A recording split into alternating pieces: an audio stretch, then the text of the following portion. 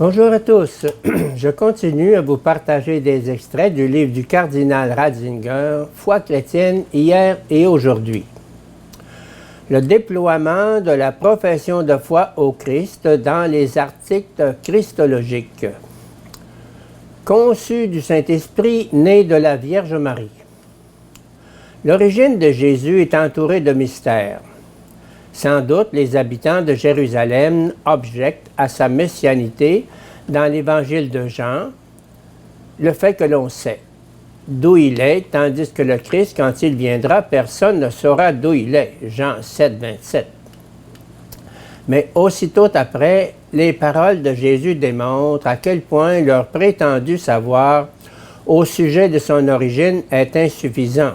« Je ne suis pas venu de moi-même, mais il est véritable, celui qui m'envoie, et vous ne le connaissez pas. » 7, 28. Assurément, Jésus est originaire de Nazareth. Mais que savons-nous de sa véritable origine, même si nous connaissons le lieu géographique d'où il est issu? L'Évangile de Jean souligne sans cesse que la véritable origine de Jésus est le Père. Il vient du Père d'une manière autre et bien plus radicale que n'importe lequel des envoyés de Dieu avant lui. Cette origine de Jésus dans le mystère de Dieu que personne ne connaît, les récits de l'enfance dans Matthieu et Luc nous la décrivent, non pas pour lever le mystère, mais pour l'attester comme tel.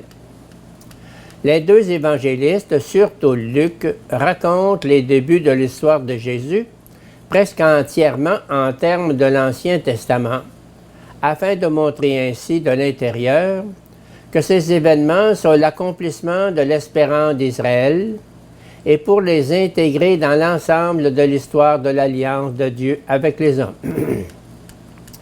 Le mot par lequel chez Luc l'ange salue la Vierge s'apparente étroitement à la salutation du prophète Sophonie que celui-ci adresse à la Jérusalem sauvée des temps eschatologiques.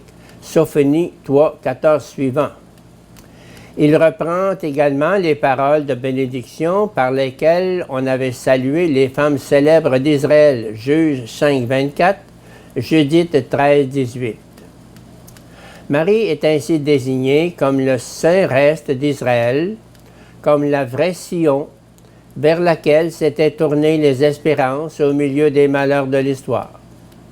Avec elle commence, d'après le texte de Luc, le nouvel Israël, ou plutôt, il ne commence pas avec elle, mais elle l'est, elle, la fille de Sion, en qui Dieu établit un nouveau commencement. La promesse centrale n'est pas moins chargée de réminiscences.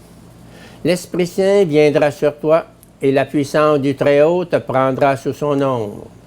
C'est pourquoi ce qui naîtra de toi sera appelé Saint, Fils de Dieu. Luc 1, 35.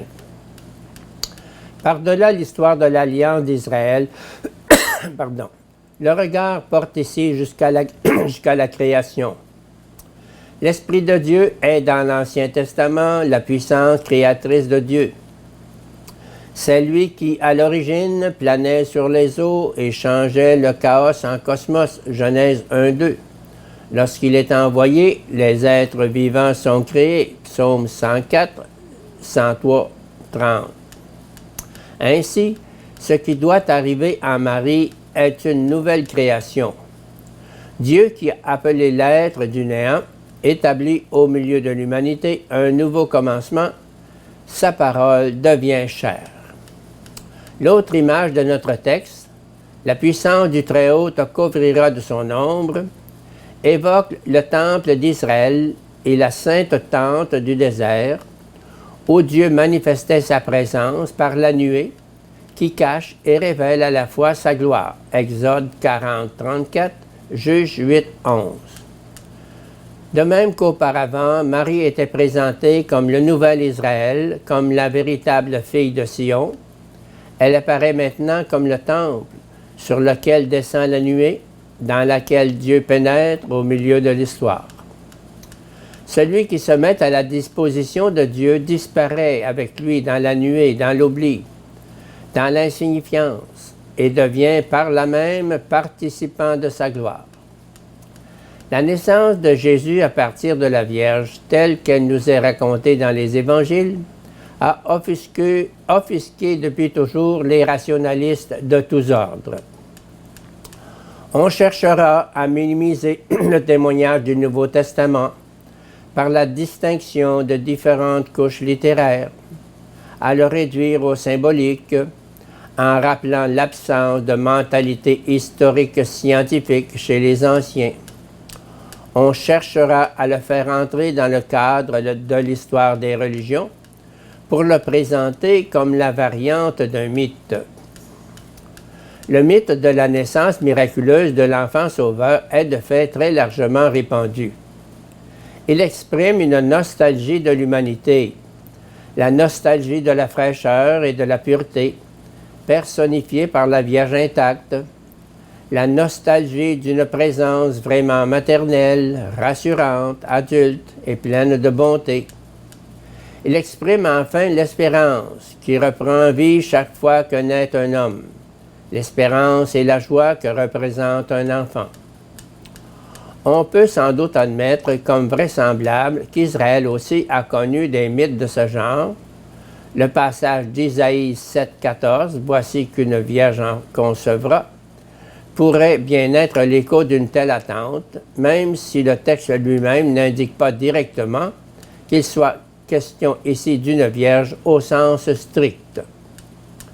Si l'on devait comprendre le texte à partir de telles origines, cela voudrait dire que le Nouveau Testament aurait repris par ce biais les aspirations obscures de l'humanité vers la Vierge Mère. Quoi qu'il en soit, un tel archétype de l'histoire humaine n'est sûrement pas sans signification.